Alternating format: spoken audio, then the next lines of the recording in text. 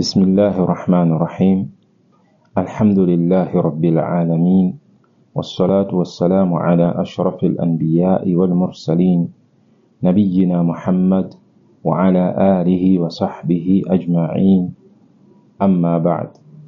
Majmua na idhaa ya Salafi Da'wa East Africa, Afrika Mashariki, ya kuletea kisomo cha sauti cha makala iliyotafsiriwa kwa lugha ya Kiswahili inayosema Mukhtasar an-Nasiha wal Bayan hawla aqida ar-Rafidha wa dawlatihim Iran, yani mukhtasari wa nasaha na ubainifu juu ya aqida na itikadi ya marafidha Shia na dola yao ya Iran, ambayo ni ya fadhilatu Sheikh Nizar bin Hashim al-Abbas hafidhahullahu wa ra'ah. Kuhusu hili swala, basi ni juu ya Waislamu ndani ya Sudan na kila sehemu katika nchi za Waislamu, juu yao ni kuwa waitizame dola ya Irani kwa mtizamo wa kielimu na kwa mtizamo wa kidini uliokuwa mbali na hamasa au propaganda za media ambazo wanaziweza vizuri kwa ustadi dola ya Irani ya kirafidha ya kishia. Basi ni juu ya Waislamu ya kwamba watambue na wajue ya kwamba hakika dola ya Iran inawakilisha aqida iliyokuwa mbovu na inanyanyua bendera na kauli mbiu ya aqida ambayo imesimama katika itikadi mbovu ya kwamba Qur'ani imeharibiwa na ya kwamba imebadilishwa na imegeuzwa na imepatikana ndani yake kubadilishwa, na kwamba imepatikana ndani yake, yani Qur'ani, kupunguzwa kwa baadhi ya aya zake. Aqida ambayo imesimama ya kwamba eti kwa wao Mashia nao pia wanayo Qur'ani yao nyingine inayopingana na Qur'ani ya Waislamu.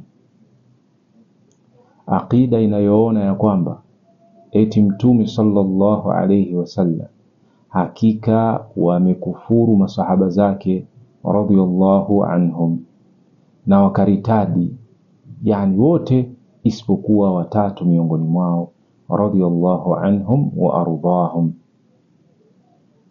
Aqida ambayo imesimama katika kukhalifiana na Waislamu katika kalimat al-haq was-sidq wat-tauhid, katika kalima ya ikhlas, kalima ya la ilaha illa Allah, ambayo wanaitakidi na kuona Waislamu kwamba ina maana iliyokuwa adhim, na kwamba maana yake ni kuwa la ma'buda bihaqqin illa Allah, ya kwamba hakuna kinachopaswa kuabudiwa au anayepaswa kuabudiwa kwa haki isipokuwa Allah, na kwamba haabudiwi kwa haki isipokuwa Allah.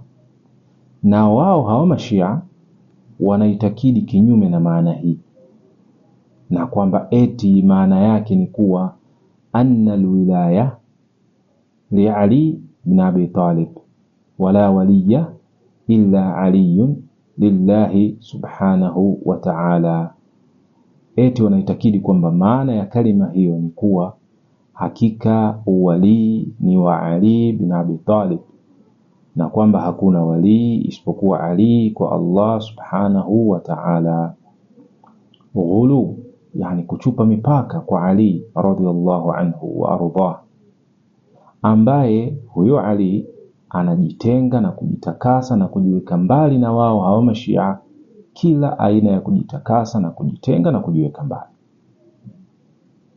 Aqida ya marafidha hawa Mashia ambayo imejengeka juu yake dola ya Iran ya Kifarsi, yani ya Kiajemi, inaona au anaona muasisi wake Khomeini, yani muasisi wa hiyo dola ya Iran Khomeini, ya kwamba hakika Mtume sallallahu alayhi wasallam kufeli kubaya katika kuasisi au kuimarisha jambo la da'wa na utawala na misingi ya sheria yake huko Maka. Aqida ambayo imesimama juu ya kuwalaani masahaba na kuwaombea dua mbaya. Aqida ambayo imesimama juu ya ubaguzi wa kikabila mtupu na taasub na ushabiki na upendeleo juu ya kabila na jamii ya Wafarsi, yani Waajemi, na kwamba eti wao ndio wenye kustahiki zaidi kubakia na kuishi zaidi kuliko jamii na taifa lingine lolote duniani. Wanastahiki zaidi wao kuishi, kama wanavyoitakidi Mayahudi katika taifa lao na katika nafsi zao ya kwamba eti wao ndio taifa teule la Allah. Basi hivyo hivyo Marafidha au Mashia wanaitakidi aqida inayofanana na hiyo, kwa sababu aqida ya Marafidha na aqida ya Makhawarij iliyokuwa mbovu imeasisiwa kutokana na mtu mmoja Myahudi, naye ni Abdullah bin Saba al-Yahudi. Huyu mujrim, yani huyu mhalifu, huyu ndiye aliyeasisi aqida ya Mashia na akaasisi aqida ya Makhawarij. Na kwa sababu hiyo utawaona Makhawarij wanakusanyika na kuungana na hawa Marafidha wa Mashia. Hakika itikadi za Kishia zilizokuwa mbovu, kila aina ya ubovu, zimesimama katika mtazamo wa kihalifu kuwaelekea Waislamu, bali kuwaelekea walimwengu au kuwaelekea wanadamu wote kwa ujumla. Basi katika itikadi zao zilizokuwa ngeni na zinazochekesha kwa wakati huo huo ni aqida inayoitwa kwao aqida at-tina, yani aqida ya udongo, itikadi ya udongo. Inasema hii itikadi hivi kutokana na yale ambayo yapo katika vitabu vyao na marejeo yao makubwa na yenye kutegemewa kwao. Inasema aqida hiyo ya kwamba hakika Allah pindi alipomuumba Adam alayhi salatu wassalam alimuumba kutokamana na udongo, na kutokamana na huu udongo ukagawanyika au ukagawanywa huu udongo katika vigawanyo viwili: udongo ambao umeumbwa au wameumbwa kutokamana nao Mashia, na udongo ambao wameumbwa kutokamana nao Ahlus Sunna. Basi pindi atakapofanya Mshia Mrafidhi atakapofanya dhambi, basi inahama hii dhambi, inahamia kwenye udongo wa Msunni, ili ahesabiwe yule Msunni juu ya dhambi hii ambayo ameifanya nani? Yani Mshia. Na pindi atakapofanya Msunni tendo jema, jambo jema, basi hakika hili jema linarudi kule kwenye udongo wa Kishia wa Kirafidha, katika udongo wao huu. Na pindi anapofanya Mshia jambo ovu, jambo la dhambi, basi linarudi lile ovu na dhambi lile linarudi kwenye ule udongo wa Msunni, ili isibakie kwa yule Msunni kheri yoyote, na aingie kutokana nalo jambo hilo, aingie Jahannam na aokoke huyu Mshia au huu udongo wa Kishia wa Kirafidha, mpaka mwisho katika itikadi zao zilizokuwa mbovu. Itikadi zao zilizokuwa mbovu na zilizokuwa angamivu ambazo wamefanana nazo. Katika hizo itikadi wamefanana nazo na wamejifananisha na maadui wa Allah Mayahudi, na wala hakuna ugeni katika hili, kwa sababu Mayahudi wao ndio marejeo na vyanzo miongoni mwa vyanzo vya kuasisiwa fikra na aqida ya Mashia Ar-Rafidha. Basi sisi hatukusanyiki, hatuungani kama Waislamu. Allah ametuneemesha juu yetu kwa Uislamu, hatuungani na hawa Mashia Marafidha.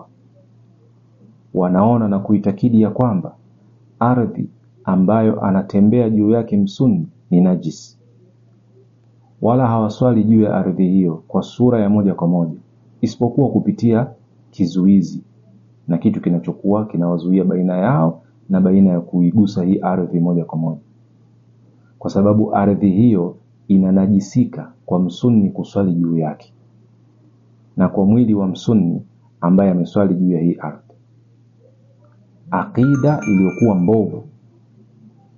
Aqida iliyokuwa mbovu, manahij na mifumo za aqida ambayo ni mbovu, yenye kuharibu na kuvunja aqida ya sawa na akhlaqi na suluki na tabia na mienendo. Wanaona na kuitakidi ya kwamba zina ni halali chini ya wanachokiita ndoa ya mutaa. Wanajikurubisha kwa Allah kwa madai yao kwa kuwaua Waislamu katika Ahlus Sunna, mpaka watoto wanawaua, na walioyafanya huko Iraq, na walioyafanya huko Syria, na walioyafanya huko Yemen, na walioyafanya huko Lebanon, juu yao ni ushahidi mkubwa zaidi juu ya ukubwa wa uhalifu wao. Hakika wao ni zao la Uyahudi, na baina yao wana ushirikiano pamoja na maadui wa Allah, Mayahudi na Wazayuni na wasaidizi wao katika watu wa ukafiri. Ni nani aliyeimakinisha dola ya Iran akaiwezesha ikawa kama hivi? Ni nani aliyemakinisha na kumwezesha Khomeini? Na ni wapi alikolelewa Khomeini na zikalelewa fikra zake? Alilelewa Ufaransa na akasoma ndani yake, na akatoka kutoka Ufaransa katika mikono ya Wafaransa, na akamakinishwa duniani na kupewa nguvu huko Iran.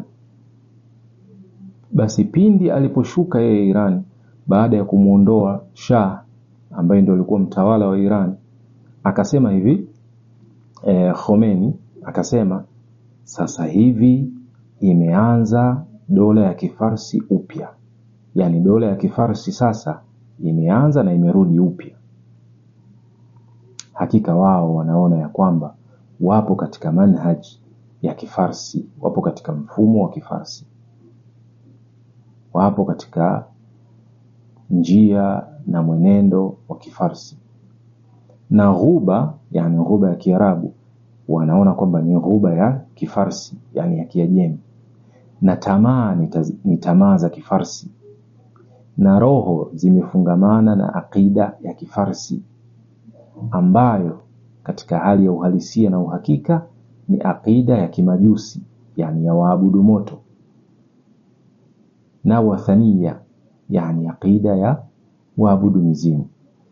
Na tunataka kujikinga kwa Allah juu ya haya. Basi vipi wakusanyike Waislamu pamoja na watu kama hawa? Ni nani aliyeiangamiza na kuivunja Iraq? Je, sio katika mikono ya Marekani ambaye ndio aliowamakinisha na kuwapa nguvu Mashia na wa Iran, na pamoja na waliokuwa pamoja nao katika Mashia wa Iraq? Nani aliyowamakinisha katika ardhi huko Iraq? Basi wakaivunja na wakawaangamiza Waislamu na wakawaangamiza Ahlus Sunna. Kisha wakatoka baada ya hapo kwa vikosi vya wanamgambo wao na vikundi vyao, wakaivunja Syria na Lebanon na wakawaangamiza watu wake.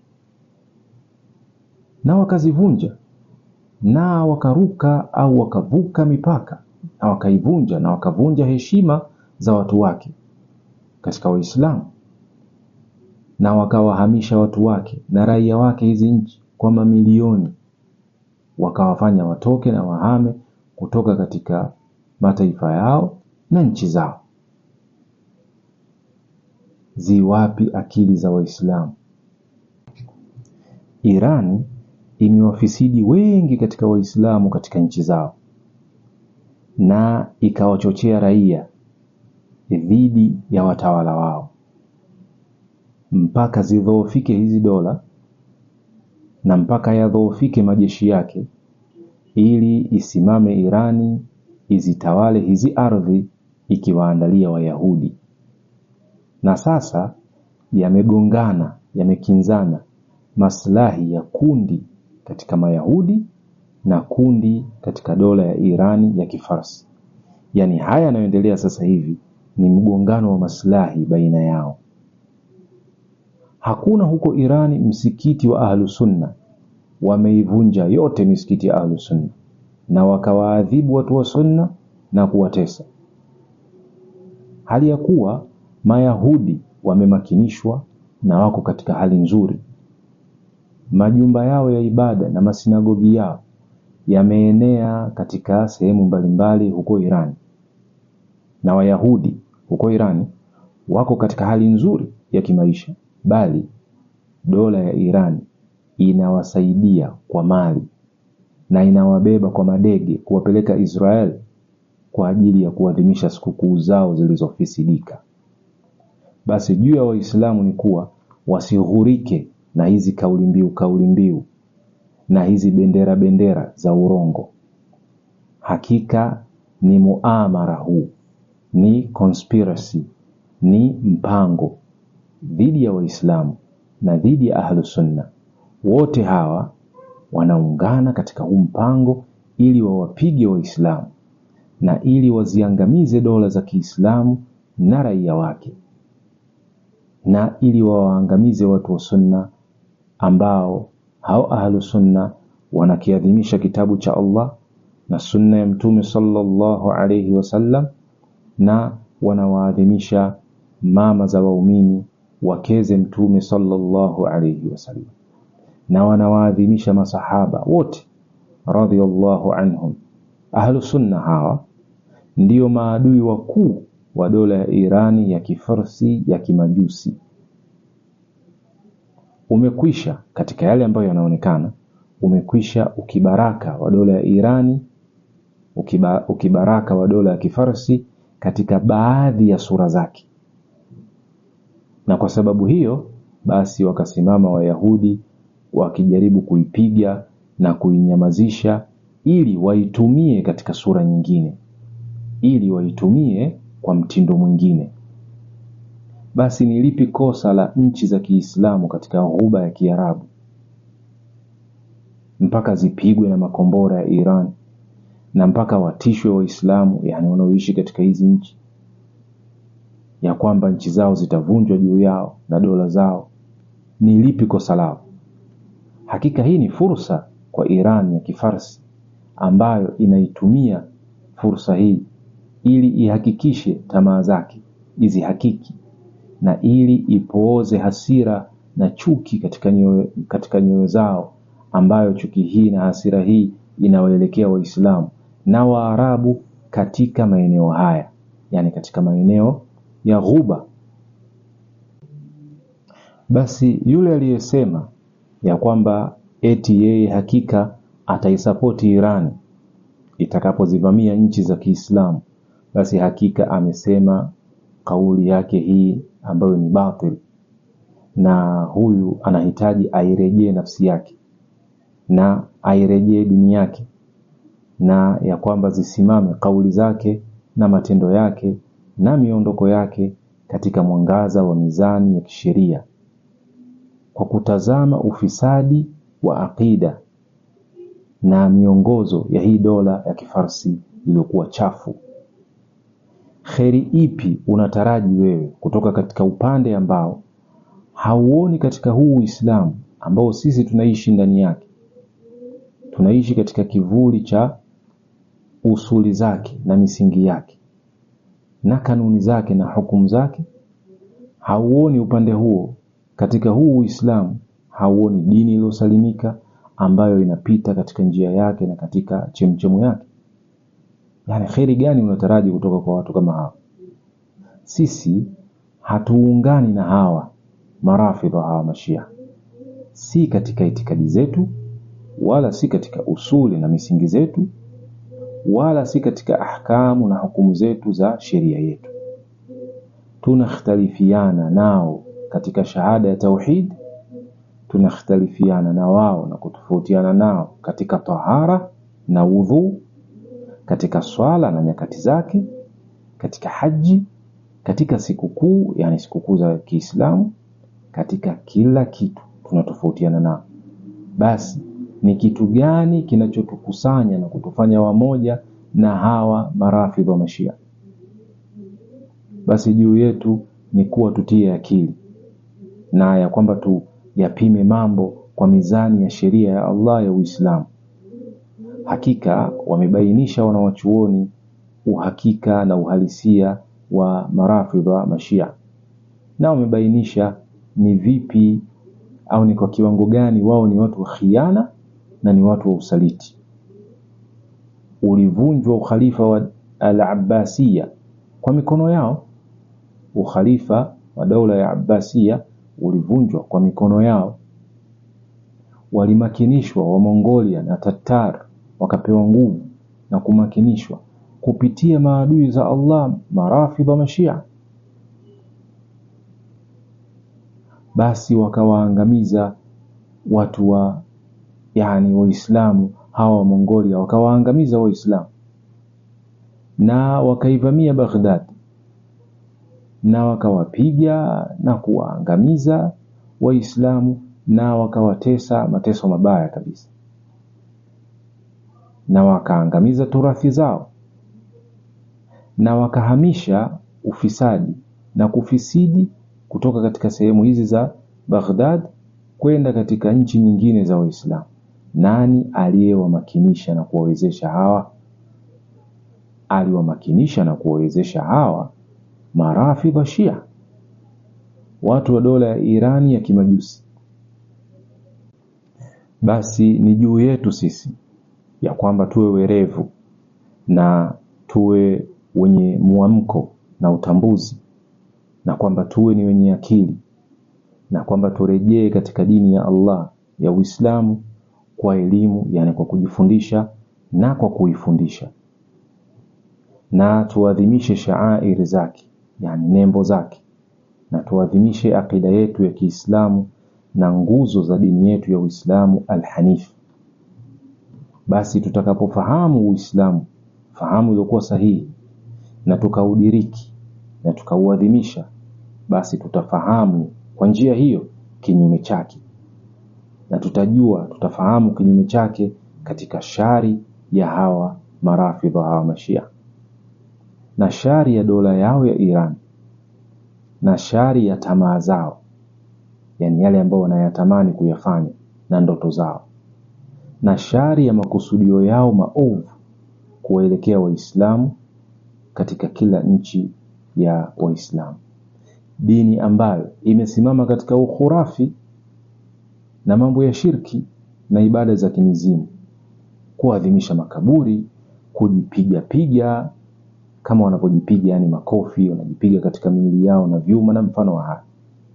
Wameuawa mpaka wasiokuwa na hatia katika watoto kwa ajili ya itikadi hizi za ibada za kimizimu. Hakika yule ambaye atatizama katika jambo la hawa marafidh wa Mashia hawa na katika jambo la dola ya Kifarsi hilo kuwepo sasa hivi, basi atatambua fika ya kwamba hakika wallahi hawa ni ndugu za Mayahudi.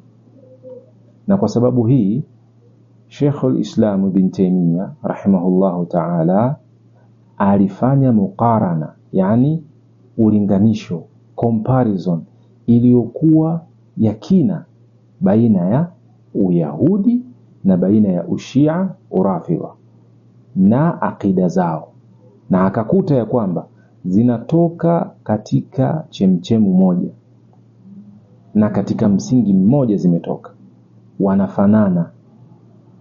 Na kwa sababu hii basi ni juu yetu sisi tutanabahi, enyi Waislamu, katika nchi ya Sudan na katika nchi nyingine, tutanabahi juu ya shari ya akida iliyokuwa mbovu na shari ya hii dola, yani dola ya Iran. Na juu ya Waislamu duniani ni kwamba wawe nyuma ya watawala na viongozi wao katika kupiga vita kila ufisadi na kila fitna, na kila shari na kila fitna. na ninamuomba Allah subhanahu wa ta'ala ya kwamba azihifadhi nchi za Kiislamu kutokamana na shari ya hii dola iliyokuwa chafu, na ya kwamba awape basira na utambuzi walioghafilika, awape utambuzi juu ya hakika ya shari ya dola hii, yani dola ya Iran, na ya kwamba Allah akusanye kalima ya Waislamu juu ya kitabu cha Allah na juu ya sunna ya Mtume sallallahu alayhi wasallam. Wallahu a'lam, wa sallallahu wasallam ala nabiyhi Muhammadin wa ala alihi wa sahbihi ajma'in.